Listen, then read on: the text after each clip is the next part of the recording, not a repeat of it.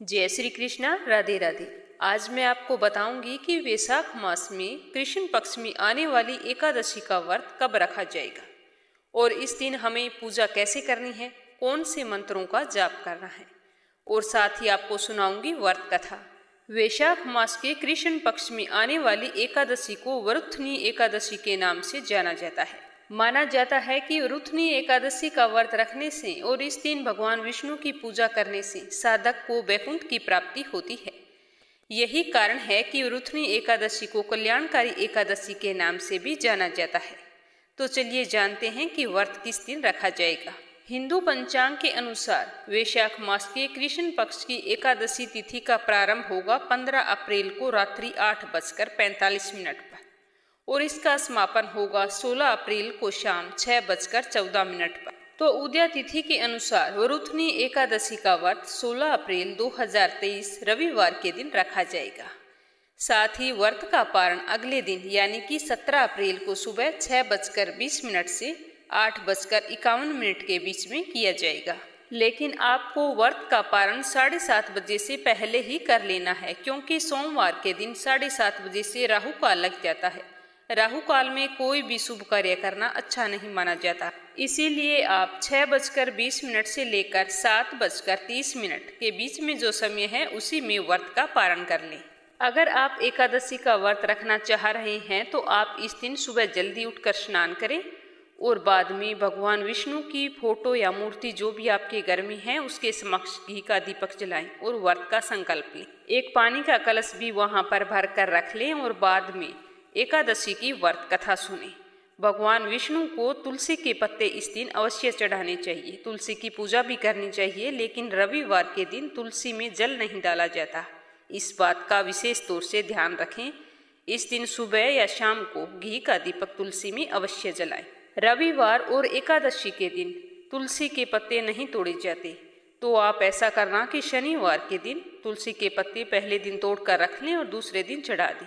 अगर आप पत्ते तोड़ना भूल गए हैं तो तुलसी के पौधे के आसपास देख लें। पौधे को छूना नहीं है बिल्कुल भी। गिरे हुए पत्ते जो साफ हों, कटे फटे ना हों, उन्हें उठाकर धोकर वो आप विष्णु भगवान को अर्पित कर सकते हैं। एकादशी का व्रत रखें तो एकादशी की व्रत कथा अवश्य सुननी चाहिए। तो जब भी आप एकादशी की व्रत कथा सुने तो कोई भी अन्न से बनी हुई चीज प्रसाद के रूप में वहां पर ना रखें। या तो आप मिश्री रख सकते हैं या फिर कुछ चीनी लेकर आप रख लें, थोड़ी सी हाथ में ले लें और बाकी कटोरी में रख लें। जो कथा सुनने के बाद में घर में सभी सदस्यों को बांट देनी चाहिए। कथा सुनकर ओम नमो भगवते वासुदेवाय इस मंत्र का 108 बार जाप करें। उसके बाद में आरती के साथ पूजा संपन्न करें और बाद में जो कलश में जल आपने लिया है वो सूर्य देव को अर्घ्य दे दें। फिर पूरे दिन मन ही मन भगवान विष्णु का स्मरण करते रहें। लड़ाई झगड़ा या चुगली किसी तरह की ना करें। वेद और पुराणों में बताया गया है कि वरुथनी एकादशी व्रत के दिन उपवास के संपूर्ण नियमों का पालन करने से भगवान विष्णु की कृपा अपने भक्तों पर बनी रहती है। भक्तों को सौभाग्य का आशीर्वाद प्राप्त होता है। साथ ही साधक को जीवन में धन, ऐश्वर्य, बल, बुद्धि और आरोग्य जीवन की प्राप्ति होती है। तो चलिए सुनते हैं वरुथनी एकादशी व्रत कथा। बोलो श्री हरि विष्णु की जय हो। एक बार धर्मराज युधिष्ठिर ने भगवान श्री कृष्ण से पूछा कि वैशाख माह के कृष्ण पक्ष में आने वाली एकादशी का महत्व क्या है और इस एकादशी को किस नाम से जाना जाता है। इस दिन कौन सी व्रत कथा सुननी चाहिए और इस एकादशी का व्रत करने से हमें क्या फल मिलता है। तो भगवान श्री कृष्ण ने कहा कि वैशाख मास के कृष्ण पक्ष की एकादशी तिथि को वरुथनी एकादशी के नाम से जाना जाता है। इस दिन व्रत रखने से और विधि विधान से भगवान विष्णु की पूजा करने से उपासक के सभी कष्टों का निवारण हो जाता है। इसके साथ ही भगवान की कृपा उस जातक पर हमेशा बनी रहती है। जो भी जातक इस एकादशी के व्रत को रखकर एकादशी के सभी नियमों का पालन करता है और एकादशी कथा का पाठ करता है तो उसके सभी प्रकार के पाप खत्म हो जाते हैं। आज मैं तुम्हें वरुथनी एकादशी की संपूर्ण कथा सुनाता हूँ, ध्यान से सुनना। प्राचीन काल में नर्मदा नदी के तट पर मधांता नाम का एक राजा राज्य करता था। वह बहुत ही धार्मिक विचारों के साथ दानी भी था। वह भगवान विष्णु का परम भगत था। हमेशा भगवान विष्णु की पूजा में लीन रहता था। एक बार की बात है कि राजा मदांता जंगल में तपस्या कर रहे थे, तो वहां पर एक भालू आ गया। वह राजा के पैर को खाने लगा, तो राजा ने कुछ भी नहीं कहा। तो वह धीरे धीरे राजा को पैर को मुंह में लेकर घसीट कर जंगल में ले जाने लगा। तो राजा तो काफी घायल हो गए थे, जिसके कारण खुद की रक्षा करने में बिल्कुल भी असमर्थ थे। वो बीच में बोलना भी नहीं चाहते थे। तब राजा मदांता ने अपनी रक्षा के लिए भगवान विष्णु से प्रार्थना की। राजा की पुकार सुनकर भगवान विष्णु ने अपने चक्र से भालू को मारकर उनकी रक्षा की।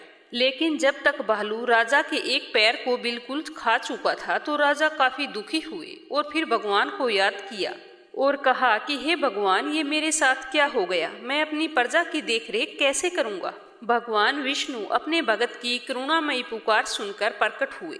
तो राजा ने उनसे पूछा कि ये शारीरिक और मानसिक कष्ट मुझे क्यों मिला है, इससे छुटकारा कैसे पाया जाएगा? तब भगवान विष्णु ने कहा कि यह तुम्हारे पूर्व जन्म का अपराध था, जिसका फल तुम्हें इस जन्म में भोगना पड़ा है। अब मैं तुम्हें एक उपाय बताता हूँ, जिससे तुम बिल्कुल स्वस्थ हो जाओगे। अब तुम मथुरा जाओ।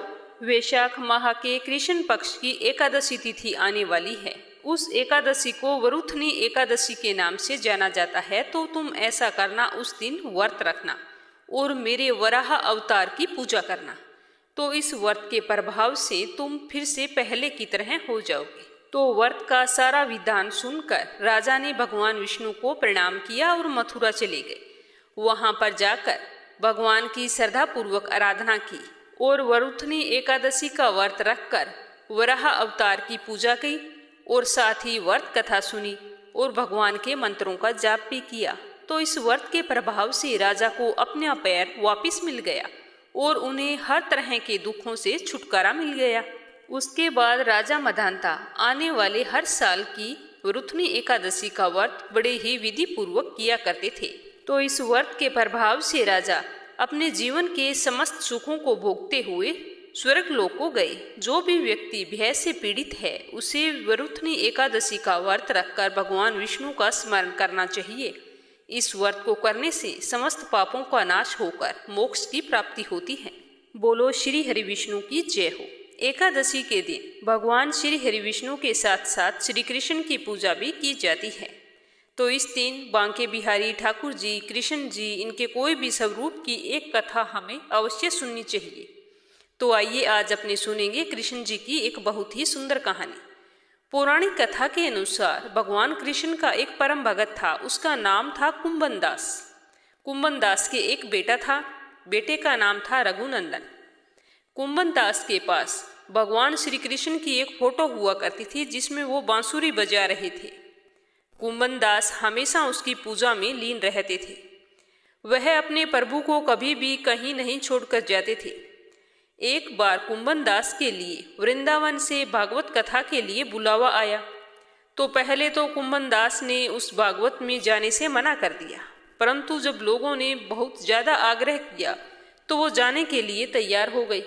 फिर उन्होंने सोचा कि वे भगवान श्री कृष्ण की पूजा तो कर देंगे, उसे भोग कब लगाएंगे? वो वापिस आते आते तो बहुत देरी हो जाएगी। तो कुंभन दास ने सोचा कि चलो मैं पहले पूजा कर देता हूँ और बाद में भोग कैसे लगाना है ये अपने बेटे को समझा दूंगा। इस तरह से उनकी पूजा का नियम भी नहीं टूटेगा और भागवत कथा में भी जा सकूंगा। तो कुंभन दास ने भगवान श्री कृष्ण की विधिवत पूजा कर दी और भोग बनाकर तैयार कर दिया। फिर अपने बेटे रघुनंदन को बुलाकर समझाया कि बेटा, ठाकुर जी के लिए मैंने भोग बनाकर तैयार कर दिया है, तुम बस ठाकुर जी को भोग लगा देना और मैं भागवत कथा में जा रहा हूँ, जल्दी ही लौट आऊंगा।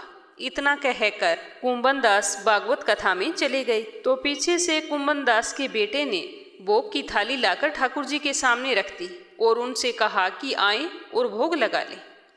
रघुनंदन बैठा बैठा मन में ये सोच रहा था कि ठाकुर जी आएंगे और अपने हाथों से खाएंगे जैसे सारे मनुष्य खाते हैं, लेकिन ठाकुर जी तो नहीं आए।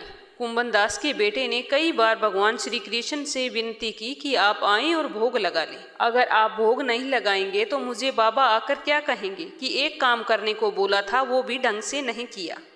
लेकिन श्री कृष्ण जी तो फिर भी नहीं आए। वह भोजन को उसी प्रकार थाली में देखकर निराश हो गया और जोर जोर से रोने लगा। उसने रोते रोते भगवान श्री कृष्ण से कहा कि भगवान आप आकर भोग लगाइए। उसकी पुकार सुनकर ठाकुर जी ने एक बालक का रूप रखा और भोजन करने के लिए बैठ गए, जिसके बाद रघुनंदन के चेहरे पर भी मुस्कुराहट आ गई। जब कुंभन दास वृंदावन से भागवत कथा करके वापिस लौटा तो उसने अपने बेटे से प्रसाद के बारे में पूछा, तो रघुनंदन ने बताया कि पिताजी, ठाकुर जी ने तो सारा भोजन कर लिया। तो कुंभन दास ने सोचा कि रघुनंदन अभी तक छोटा है, सारा प्रसाद खुद खा लिया होगा और डांट की वजह से झूठ बोल रहा है।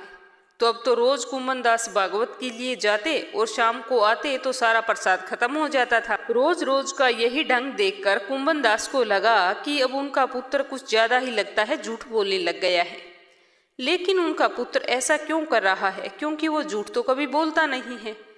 तो कुंभन दास ने एक दिन लड्डू बनाकर थाली में रख दिए और कह दिया कि बेटा मैं तो जा रहा हूँ और तुम भोग लगा देना।